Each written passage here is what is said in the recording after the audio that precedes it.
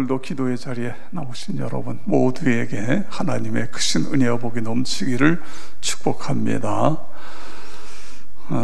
새벽 기도회를 위로 올라온 것은 앞에 있는 분하고 거리도 가까운 것이 하나 있고, 또 하나는 새벽 기도 부분을 영상으로 녹화해서 이것을 새벽에 못 나오는 분들에게 보내고 있습니다.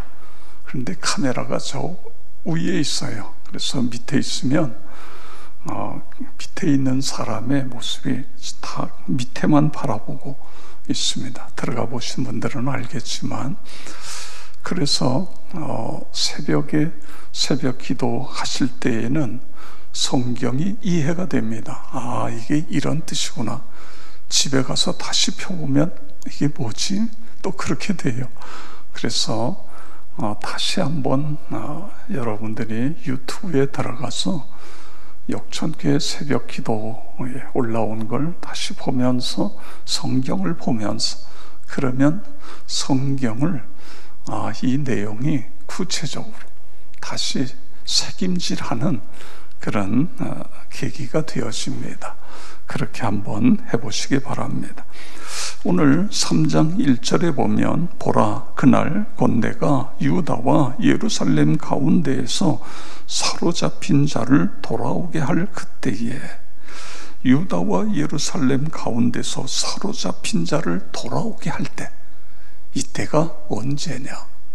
그러니까 이스라엘 백성들이 포로로 끌려갔다가 다시 돌아온다.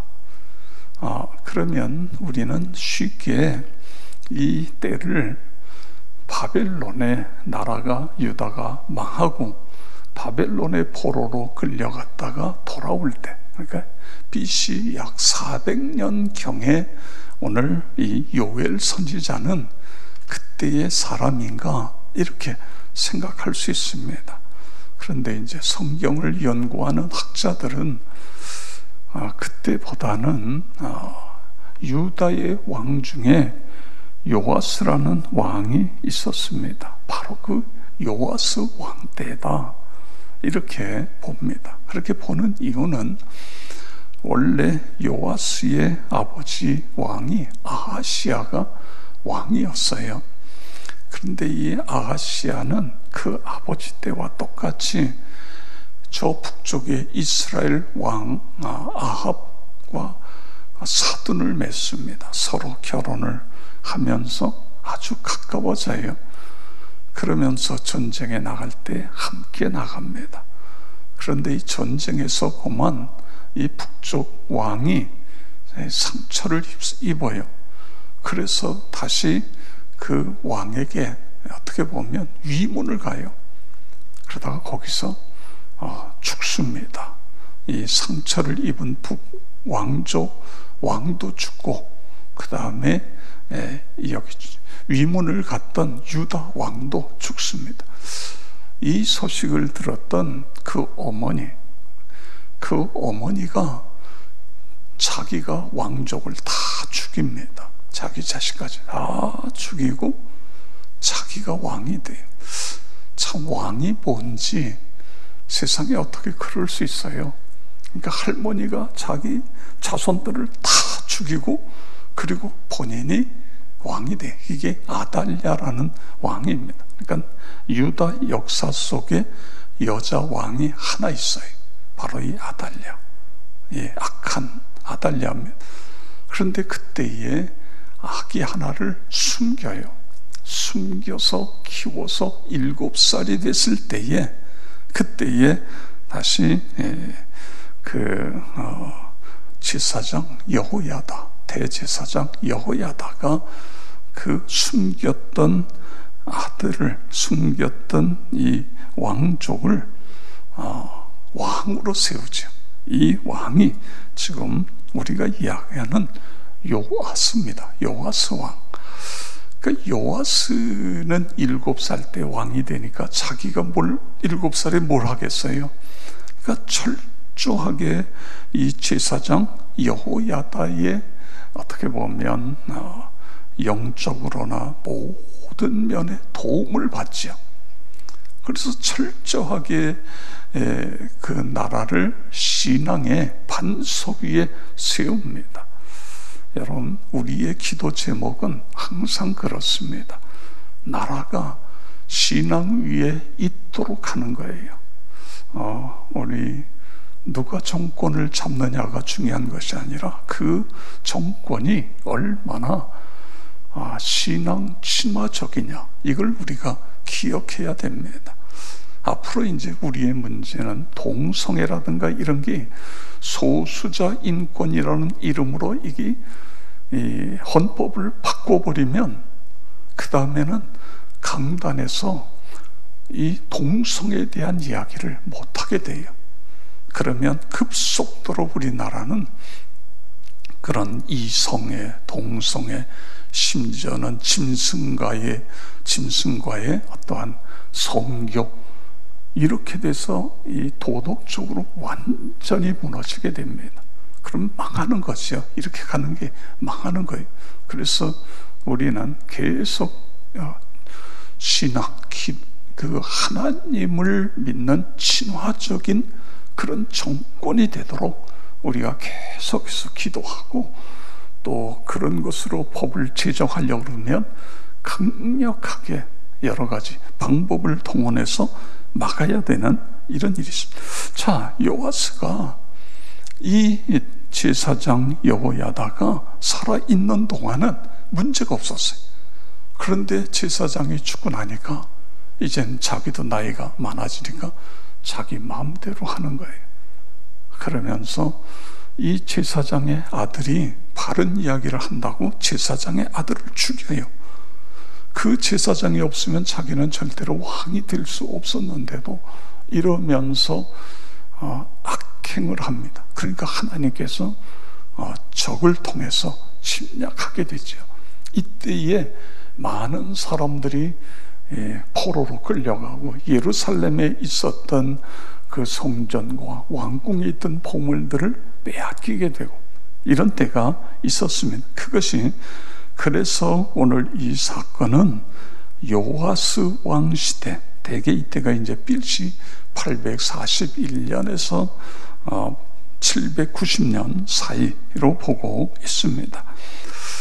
4절에 보세요. 그렇게 보는 이유는 4절에 보면 두로와 시돈과 블레셋 사방아, 너희가 나와 무슨 상관이 있느냐?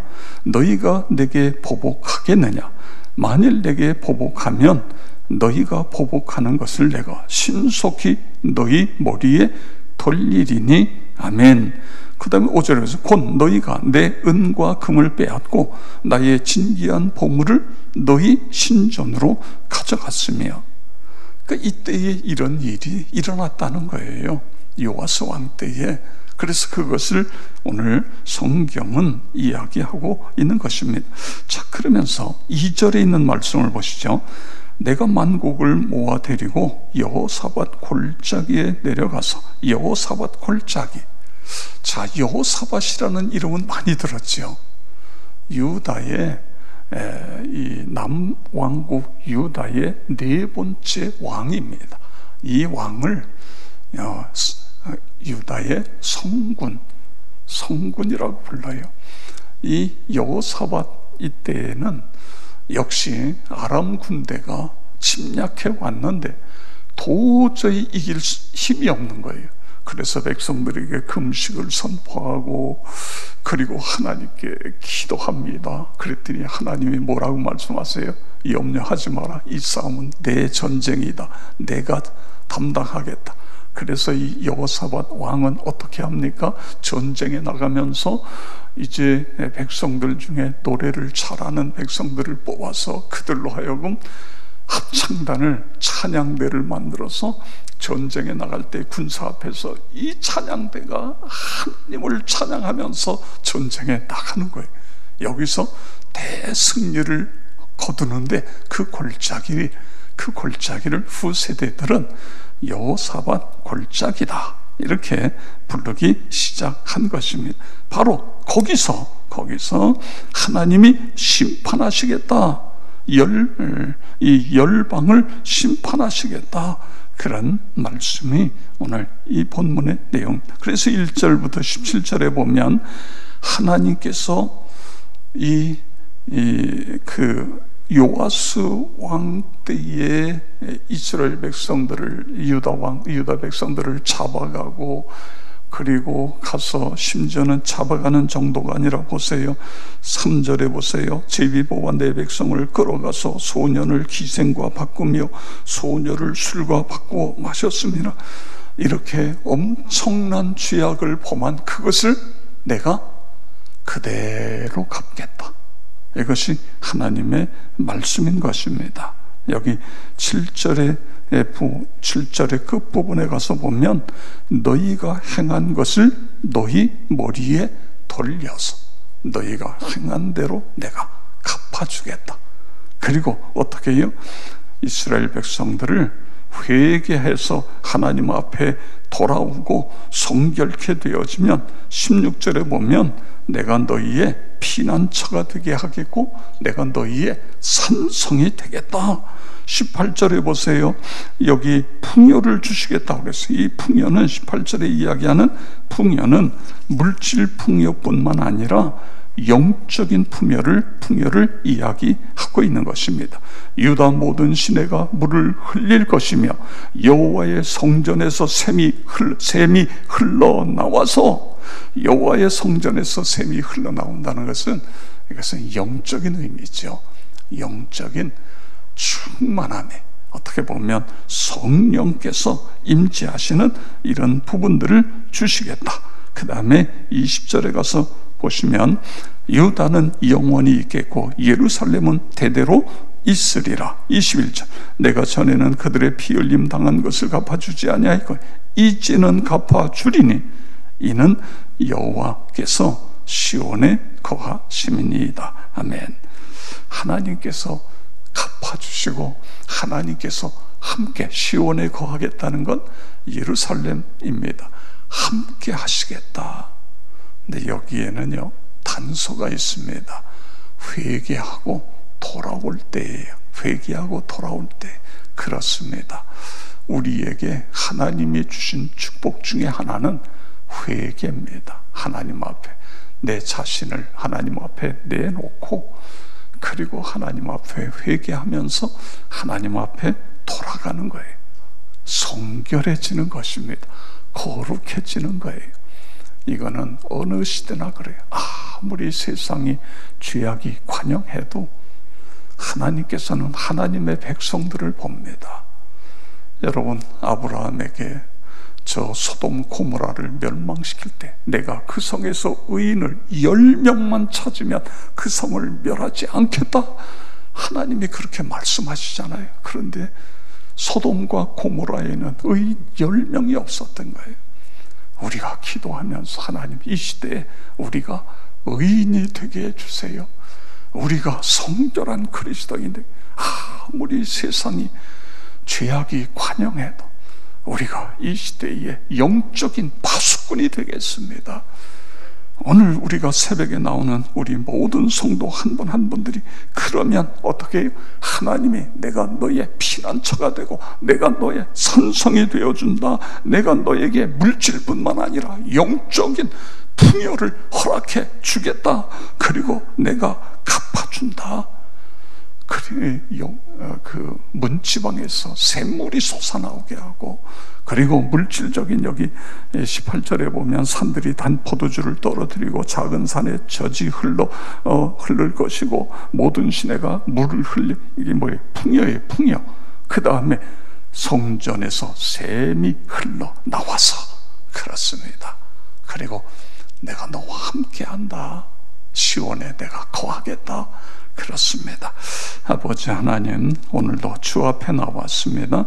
주님을 닮고 거룩성을 잃지 않도록 이 시대의 영적인 이 거룩의 파수꾼이 우리 그리스도인들, 새벽을 깨우는 우리 모두가 되게 해 주시옵소서. 그렇게 되어지길 주 이름으로 축원합니다. 아버지 하나님, 주님의 뜻 가운데 이루어질 줄 믿고 감사합니다. 귀한 예물을 드린 사랑하는 종과 가정과 하는 일들 위해 하나님께서 복 내려 주시옵소서. 새벽을 깨우는 우리 모든 성도 한 분 한 분 기억하시고 안수하여 주시옵소서. 성령 충만하여 하나님 앞에 기쁨이 되고 하나님의 자랑이 되는 우리 모두 다 되게 하여 주시옵소서. 모든 질병, 연약함, 어둠의 세력은 예수 그리스도의 이름으로 묶임을 받고 떠나갈지어다. 치유와 회복이 일어나게 하여 주시옵소서. 이 새벽 제단이 아버지 하나님 영적인 허파가 되게 하여 주시고 우리 교회의 심장이 되게 하여 주시옵소서. 모든 아버지 하나님이여 새벽 제단에 기도하는 모든 제목이 응답되게 하여 주시옵소서. 아버지 하나님, 이 새벽 제단이 행복 발전소가 되게 하여 주시고 주님이여 놀라운 기적이 일어나는 그런 제단이 되게 하여 주시옵소서. 우리 다 같이 주여 세 번 부르고 통성으로 기도하겠습니다. 주여 주여 주여. 아버지 하나님 감사를 드립니다. 찬양과 영광